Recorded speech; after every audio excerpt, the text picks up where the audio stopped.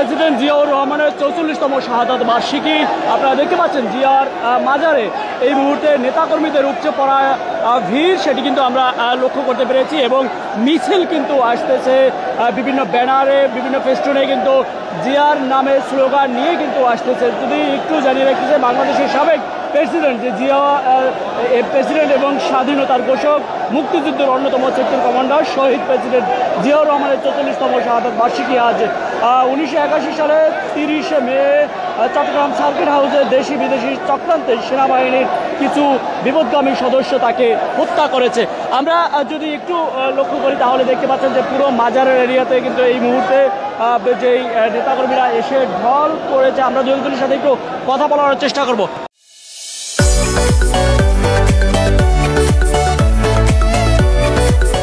একটু আজকে কথা বলার চেষ্টা করি যে জিয়া রহমানের যেই শাহাদাত বার্ষিকী ৪৪তম, আপনারা কি কি কর্মসূচি নিয়েছেন এবং ছাত্র দলের পক্ষ থেকে কি আয়োজন করা হয়েছে?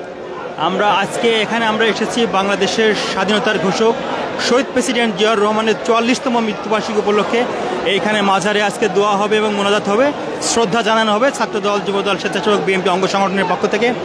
আমরা বাংলাদেশের স্বাধীনতা এবং সার্বভৌমত্বের জন্য যে ব্যক্তিটির সব থেকে বেশি ভূমিকা ছিল সেটা শহীদ প্রেসিডেন্ট জিয়াউর রহমান।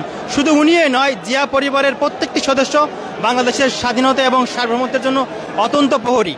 স্বাধীনতার ঘোষণা দিয়েই কিন্তু উনি ক্ষান্ত হন নাই। স্বাধীনতা ঘোষণা দিয়ে উনি সেক্টর কমান্ডার হিসেবে রণাঙ্গনে বীর মুক্তিযোদ্ধা ছিলেন। আমরা তার আদর্শ, তার কর্ম পরিকল্পনা বাংলাদেশের স্বাধীনতা এবং সার্বভৌমত্বের জন্য, বহুদলীয় গণতন্ত্রের জন্য, উন্নয়ন এবং উৎপাদনের জন্য, এবং এটা আমরা মনে করি বাংলাদেশের মানুষের জন্য রক্ষা কবচ। তার আদর্শকে ধারণ করে কিন্তু আমরা এই দীর্ঘ পথ চলছি এবং তিনি যে পথ আমাদের দেখিয়েছেন, মানুষের পক্ষে কথা বলা, স্বাধীনতার পক্ষে কথা বলা, সার্বভৌমত্বের পক্ষে কথা বলা, সেটি কিন্তু আমরা শহীদ প্রেসিডেন্ট জিয়াউর রহমানের আমাদের পথ দেখিয়েছেন বাংলাদেশের মানুষকে, আমাদেরকে। একটা জিনিস যদি বলি যে আগে আমরা বিগত দিনগুলোতে এই কর্মসূচিগুলোতে আপনাদের দেখতাম অনেকটাই ভয় ভীতি নিয়ে আসতে হতো, এখন কেমন লাগছে? বিগত ১৭ বছর ফ্যাসিবাদী আমল ছিল। আমরা কিন্তু এই মাজারে ঢোকার জন্য প্রত্যেকটি পয়েন্টে পয়েন্টে স্বৈরাচারী আমলের যাদের পুলিশ বাহিনী দ্বারা কিন্তু আমরা হামলার শিকার হতাম, মামলার শিকার হতাম, নির্যাতনের শিকার হতাম, আমরা কিন্তু ঢুকতে পারতাম না। এখন ফ্যাসিবাদ মুক্ত হয়েছে। আমরা শহীদ প্রেসিডেন্ট জিয়াউর রহমানের মৃত্যুবার্ষিকী সহ বিভিন্ন কার্যক্রমে আমরা এখন স্বতঃস্ফূর্তভাবে এই জিয়া উদ্যানে আমরা আসতে পারি। এটা অবশ্যই আমাদের জন্য আনন্দের এবং আমাদের জন্য গর্বের। আপনারা জানেন যে এই মাজারটাকে সরিয়ে ফেলার জন্য শেখ হাসিনা কত প্রকার ঘৃণা ষড়যন্ত্র করছে। আমরা সকল ষড়যন্ত্র ছিন্ন করে শেখ হাসিনাকে বাংলাদেশ থেকে বিতাড়িত করেছি এবং বাংলাদেশের মানুষ গণতন্ত্রের সুবাতাস পেয়েছে। আগামীতে যে নির্বাচন অনুষ্ঠিত হবে, সেই নির্বাচনে মানুষ ভোট দিয়ে তাদের গণতন্ত্রের পক্ষে তাদের মত প্রকাশ করার স্বাধীনতা, মুক্ত স্বাধীনতা লাভ করবে। সেই নির্বাচনে কি সুষ্ঠুভাবে হবে বা এখন যে পরিবেশ সেটি নিয়ে কি বলবেন? আসলে নির্বাচন সুষ্ঠুভাবে হওয়ার জন্য বিএনপির ভারপ্রাপ্ত চেয়ারম্যান গত পরশু দিনে কিন্তু উনি বলেছেন যে নির্বাচন সুষ্ঠু হতে হবে।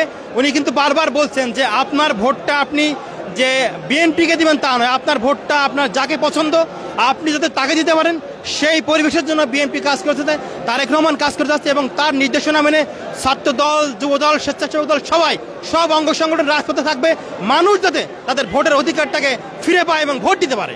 ধন্যবাদ। আমরা দেখছিলাম এবং দেখানোর চেষ্টা করছি যে এই মুহূর্তে আপনারা দেখতে পাচ্ছেন যে শহীদ প্রেসিডেন্ট জিয়াউর রহমানের যে ৪৪তম শাহাদাত বার্ষিকী, এই মুহূর্তে নেতাকর্মীদের যে উপচে পড়া ঢল সেটি আমরা লক্ষ্য করতে পেরেছি। এবং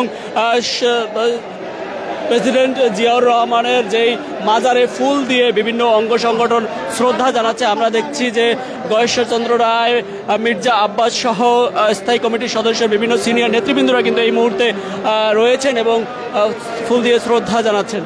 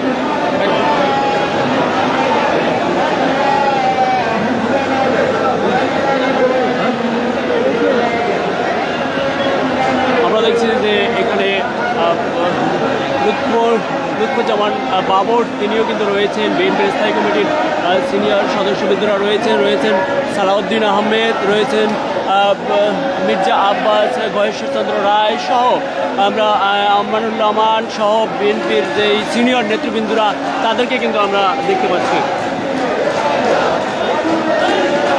স্বাধীনতার ঘোষক জিয়াউর রহমানের মুক্তিযুদ্ধের অন্যতম সেক্টর কমান্ডার ও জেড ফোর্সের অধিনায়ক ছিলেন এবং তিনি দেশের অন্যতম বৃহত্তর রাজনৈতিক দল বাংলাদেশ জাতীয়তাবাদী দল বিএনপি প্রতিষ্ঠাতা তিনিই কিন্তু, এবং সেই দলটি এক সময় বাংলাদেশের অন্যতম একটি বড় রাজনৈতিক দল হিসেবে কিন্তু এই মুহূর্তে পরিচিতি লাভ করছে এবং নেতৃত্ব দিচ্ছে।